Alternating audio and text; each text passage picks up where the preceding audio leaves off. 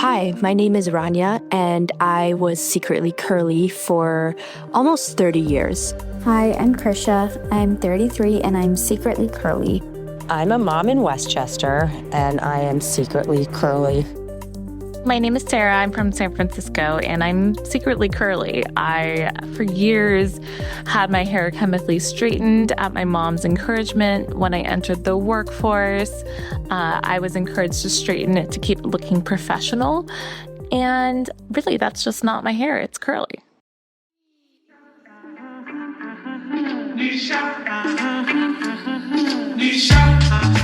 This is Priya Anand, and we are Spiraling.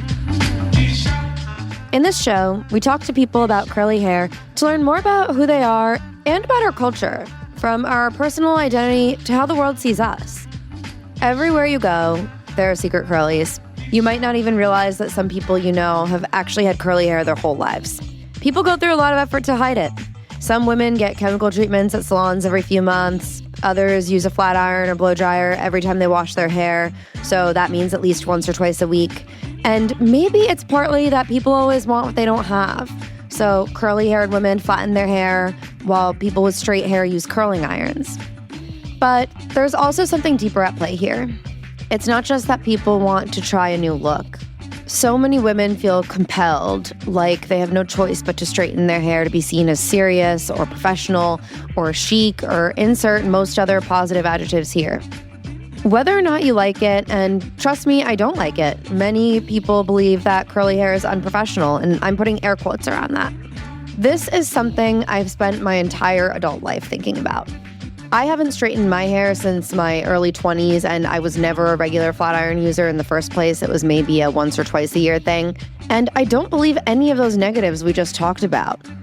I do think curly hair is chic and cool and beautiful. But I have to be a realist and acknowledge that there are other people who don't feel that way. And so I want to understand why people believe curly hair is messy and unprofessional and how we can dismantle that thought. I want you to hear directly from the secret curlies we spoke to about why they hide their curls.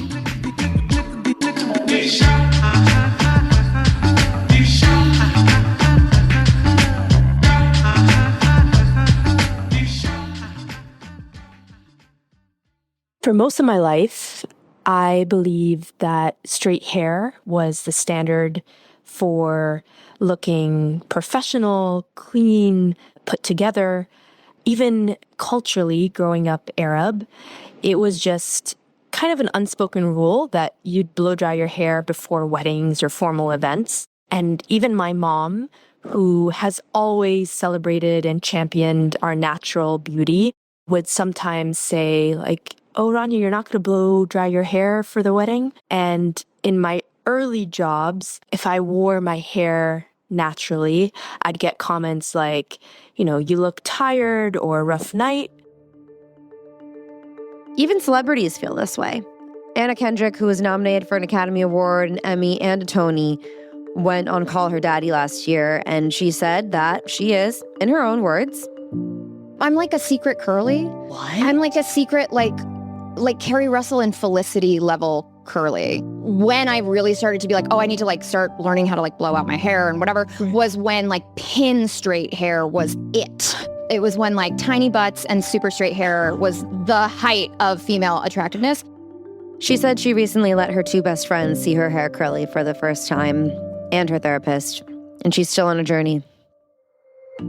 And then there's also Ariana Grande. Everyone knows that she has her signature high ponytail, and most people have forgotten, actually, that her hair is naturally curly, too. And you can't blame them. She hasn't worn it that way since she was a kid. This is what she said on the Zach Sang Show 4 years ago.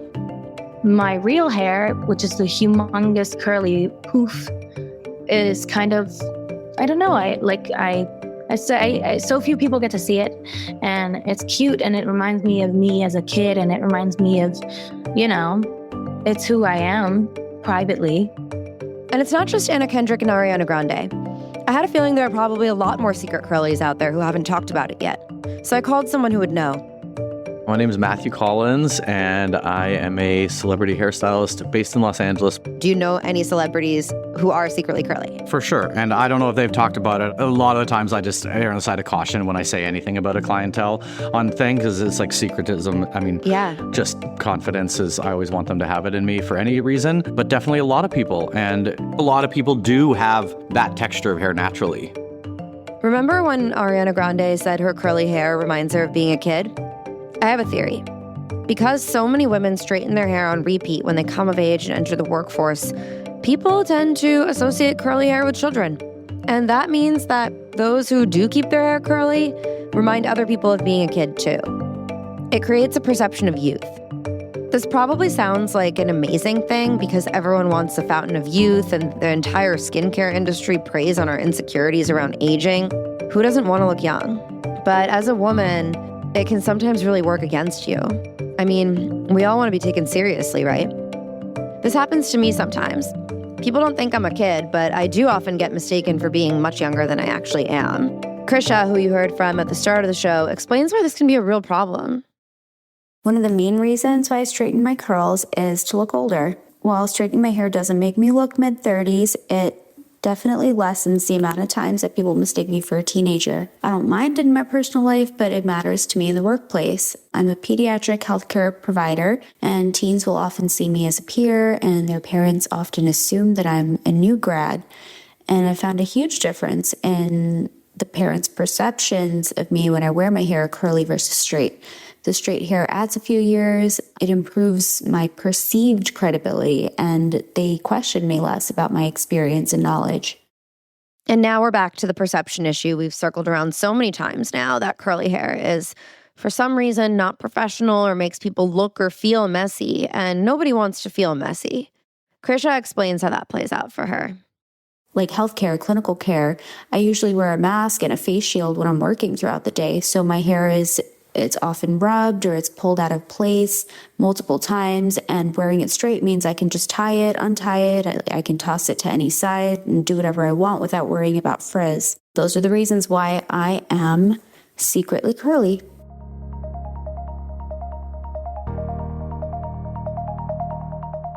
Okay, so I want to talk about frizz and the fear that so many curlies have here.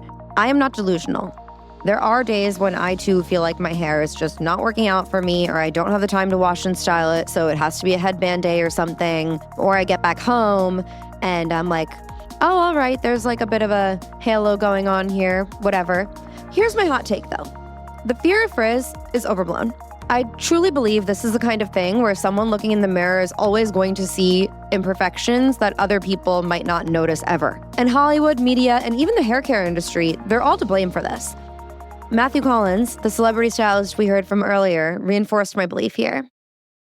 If you look at hair brands, I worked for a hair care brand, I don't anymore, for many, many years, and every curly hair campaign was not on natural curly hair. Really? It would be a product that is for, and hey, it would be a girl that has naturally curly hair.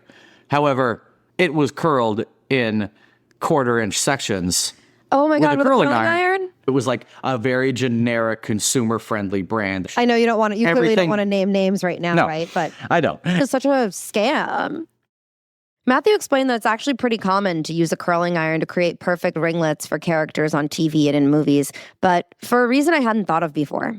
Even if their hair's curly, you have to then use a curling iron to make sure every curl is going in the same direction, because sometimes they're filming the start of an episode one day and the continuation the next day, and you can't guarantee that the hair is going to look the same.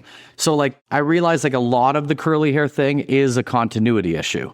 It's hard to mimic and create it. As a curly hair person, no 2 days are the same. It could be completely different based on the amounts of product you put in, the weather, what's happening. It's hard to do in movies because of continuity, but you're right, it's technically looked at as more disheveled. So now we do need to answer this question, which is, where did this idea come from that curly hair is disheveled, unprofessional, messy, pick your slur? I've been trying to figure out the answer to this for so long, and I finally found someone who can help me. I'm Dr. Midge Wilson. I'm an emeritus professor from DePaul University, social psychologist by training, former director of women and gender studies. And my specialty was the effects of beauty on perceptions of people, either negative or positive, and a lot of cross-racial issues. So, how extensively have you researched and studied curly hair and the impact of curly hair on one's life and society? Because of the two books that I co-authored, The Color Complex, about skin color issues and the relationship of good hair versus bad hair to skin color, and Divided Sisters, relationships between white women and black women, there's a lot of tension around hair. So I certainly researched those topics in writing the books. So where did this idea come from that curly hair is messy or unprofessional? This is something that I've heard from countless women. Where did this idea come from? Well, can we back up to where curly hair and straight hair came from originally? As we know, humans first arrived on our planet in Africa. It was very hot there, so curly hair had an air conditioning effect on the head.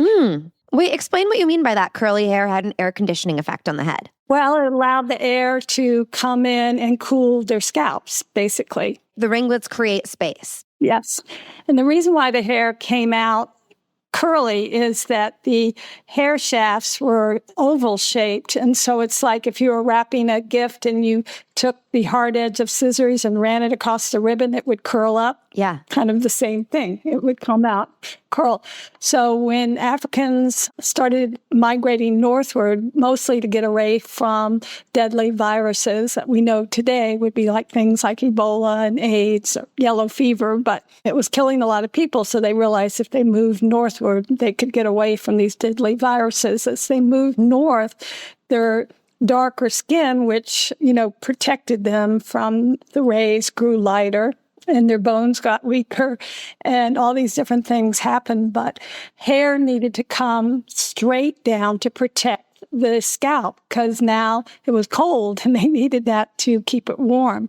So along with skin color, eye color, hair also changed its texture when people started moving to northern climes. Wow. So there's, who knows to what extent racism, colonialism, all those things affected our perceptions even to this day about, what does curly hair mean? The age of discovery and colonialism. I mean, the English people, who weren't the only ones, but they were predominant, really believed that they were the chosen people. And they spread the word that you need to look like us. You need to be lighter skinned to be accepted. We're going to appoint these people over here to be head of their government because they're lighter skinned than the other people. So they began to, really push their values on to other cultures. And English people, about 15% of white people across all cultures have curly hair, but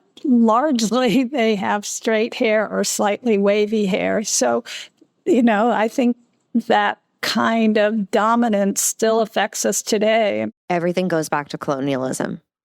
Always. Yep, it does. I read that you once said that because curly hair was more accepted during the free love era, after that, people assumed you were like a wild child if you had curly hair. Well, the wild child is definitely associated with curly hair. It's that freedom and things are messy and messiness is free and those kind of perceptions. Why is it, though, that we think curly hair is wild? I mean, I can't help but think that there's some undertones of racism to the whole stigma of curly hair, or the embracing of it means wild and free. Curly hair means that you're cooler, you're free, you're less uptight, all those sorts of things. What was the influence of women entering the workforce more and more? I think that's a really good question. As more women entered the workforce, that's focus like on the 70s and 80s in particular, you saw a lot of women dressing like men to look professional. They had shoulder pads on their jackets. They had little bow ties around their necks. So cute. And so all of this was to project a professional, take me seriously kind of message to, these women that were for the first time entering in large numbers in professions that were white male dominated. So I think, the idea that you look more professional, the less feminine you look is probably still out there. Curly hair is kind of associated with femininity. I actually think about this all the time. I mean, as a woman in her mid-30s, I have seen that there are so many people who still believe that this is the case, that you should reject being feminine in the way you appear to be taken more seriously at work. And I just think that's so anti-women ultimately, right? I mean, wearing lipstick or how much makeup is enough? Should it be only no makeup? What do you do with your hair? Don't wear bright color. A lot of women don't wear bright colors to work or patterns, and people focus on neutrals. And personally, I've always kind of been the opposite of that. I love color so much, but it's this wholesale rejection of being feminine. And I guess, the rejection of curly hair is part of that. Strip everything out. There's so many boundaries for women. You can't be too much this or too much that. And, like for women who are supervisors, if they're very strict, they're called bitchy. If they're too loose, well, they don't have, enough assertiveness in their personality to run this organization. If your hair is too curly, well, that means they're kind of sloppy and they're not really being taken seriously. We all know it's harder for women in, typical white-collar professional type jobs. Yeah, it's no coincidence that the most powerful country on this planet has never had a female be president. That's really sad, but it's because it's such a fine line for women in powerful positions to walk. And Kamala Harris, who did run for that job, President of the United States, by the way, has naturally curly hair. She's half black and half Indian. If you Google any childhood or college photos of her, you'll see it. She told Keke Palmer in an interview as VP that she blows out her hair using a round brush. As I said, there are secret curlies everywhere.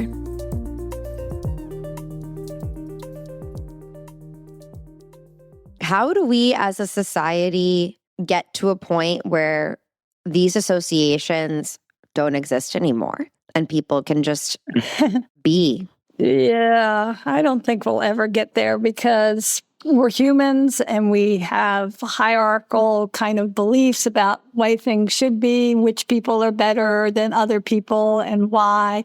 I mean, look at primates. There's always, a caste status system with that. And I think that's part of our nature. I think, there might be subgroups of people who work really hard not to manifest any of those kind of hierarchical values. But I think when you're talking about the larger society, it's tough. I would like to believe that such a world might exist one day, but I don't really see it, sadly enough.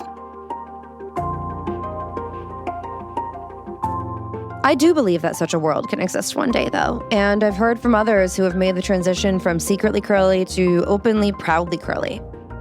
You heard from Rania in New York earlier. She's one of them. I always internalized that curly inherently meant messy. And so I did it all, like Brazilian blowouts, keratin, Japanese straightening, you name it. Until finally, at 30, I found an incredible hairstylist based in New York City who really helped me see how beautiful my curls really were. And it was the first time in my life that I felt like me in my natural curls could also look polished, clean, professional, and put together.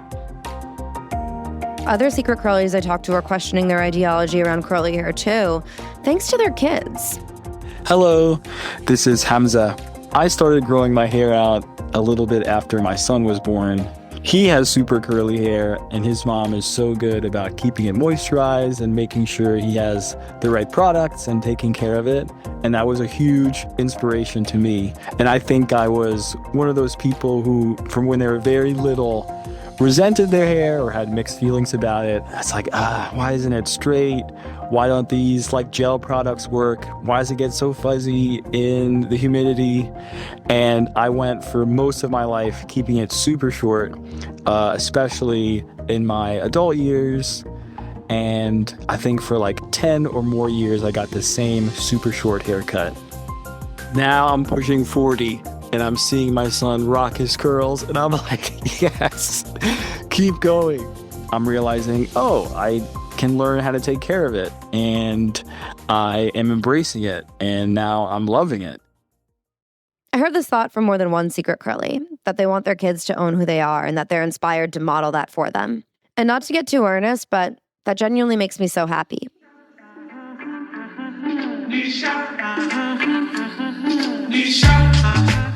I don't know how I resisted the pressure to straighten my hair when I was younger. So many girls in high school would tell me regularly that I'd look so much better if I did. And I was thinking about that recently and realized that while my parents were critical immigrants, I've got to say, my mom always told me my hair was special, and she always said that it was part of what made me me, even when I didn't believe it. I hope this episode makes you feel like you should be peak yourself, and let me know if anyone you know is secretly curly or if you are. And if this conversation made you feel differently about it, email or voice note me at priya@wearespiraling.com. This episode in particular is near and dear to my heart, so I'm looking forward to hearing from you. For more bonus content, go to wearespiraling.com to subscribe to our newsletter. That's where we keep the conversation going between episodes and talk about all things curly. Please rate and subscribe to this show on Apple Podcasts, Spotify, or wherever you listen. I'm Priya Anand, very obviously and not at all secretly curly. This episode was produced by Citizens of Sound and hosted by my upcoming hair care line, Mayura. Fun fact, Mayura means peacock in Sanskrit. To me, having curly hair is such a huge part of my identity, and that's how I came up with the brand name. Sign up for our waitlist at mayurabeauty.com. Theme music by Lapgun. Special thanks to all the secret curlies who shared their stories with me for this episode, and to Annapurna Subramanian and Nico Grant. Catch you next time.